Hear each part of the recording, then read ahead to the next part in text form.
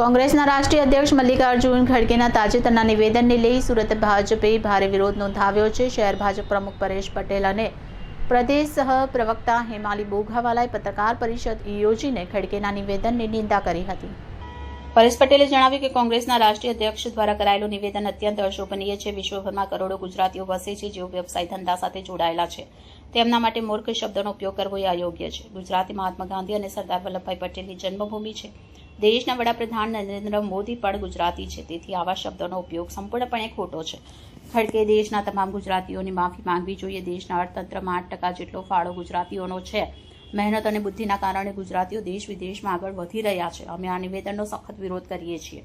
હેમાલી બોઘાવાલાએ કહ્યું, ખડગેનું નિવેદન અપમાનજનક, નિંદનીય અને દુર્ભાગ્યપૂર્ણ છે। તેમણે ગુજરાતની જનતાના આત્મસન્માનને ઠેસ પહોંચાડી છે અને દેશની અખંડિતતા પર પ્રહાર કર્યો છે। ભાજપ આ નિવેદનનો સખત શબ્દોમાં વિરોધ કરે છે। પ્રધાનમંત્રી નરેન્દ્ર મોદીએ તપ અને પરિશ્રમથી દેશને વૈશ્વિક મંચ પર નવી ઓળખ અપાવી છે। જનધન યોજના, ટ્રિપલ તલાક જેવા કાયદાઓથી મહિલાઓને આત્મનિર્ભર બનાવવામાં આવી રહી છે। ખડગેએ ગુજરાતીઓને અભણ કહી અયોગ્ય, શરમજનક ટિપ્પણી કરી છે। આવનાર દિવસોમાં કોંગ્રેસને આનું પરિણામ ભોગવવું પડશે। ભાજપના બંને નેતાઓએ સ્ટેચ્યુ ઓફ યુનિટીના નિર્માણ વખતે કોંગ્રેસના વિરોધનો પણ ઉલ્લેખ કરતા કહ્યું કે ગુજરાત આજે વિકાસ અને શાંતિનો પર્યાય છે, જેને કોંગ્રેસ ભૂલી રહી છે।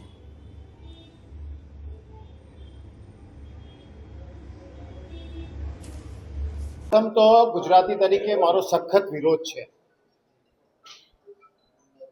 કોંગ્રેસના રાષ્ટ્રીય અધ્યક્ષ મલ્લિકાર્જુન ખડગે કેરળની એક સભામાં જ્યારે ગુજરાતીઓને એક કહી શકાય ને એવા શબ્દ જેનો ઉલ્લેખ કરે છે કે જેને એમ કહી શકાય કે આવા શબ્દો ઉચ્ચારવા એ એમના માટે હું માનું છું એ મૂર્ખ છે। અભણ અને મૂર્ખ કોઈને કહેવું એ એક અતિશયોક્તિ છે અને જેનો વિરોધ ગુજરાતની 6.5 કરોડ લોકો ચોક્કસ જ કરશે। ને આપ જોઈ રહ્યા છો છેલ્લા ઘણા સમયથી આનો સખત વિરોધ થઈ રહ્યો છે। 6.5 કરોડ તો ખાલી ગુજરાતની પ્રજાજન છે, એ ઉપરાંત પૂરા ભારતમાં અને વિશ્વમાં ગુજરાતીઓનો પ્રસાર થયો છે। આપ જાણો છો તેમ કરોડો ગુજરાતીઓ ગુજરાત સિવાય પૂરા વિશ્વમાં રહે છે અને આ ગુજરાતીઓ આપ જાણો છો કે બિઝનેસ સાથે જોડાયેલા છે। મૂર્ખ શબ્દ વાપરવો કે અભણ શબ્દ વાપરવો એટલા માટે અયોગ્ય છે કે જ્યારે ઇન્ટરનેશનલ કક્ષાએ જો ગુજરાતીઓ કામ કરી શકતા હોય તે અભણ ના હોય એ સ્વાભાવિક વાત છે। મારે ઘણી બધી વાતો આપ જાણો છો કે ગુજરાતમાં મહાત્મા ગાંધીજીનો જન્મ પણ ગુજરાતથી છે।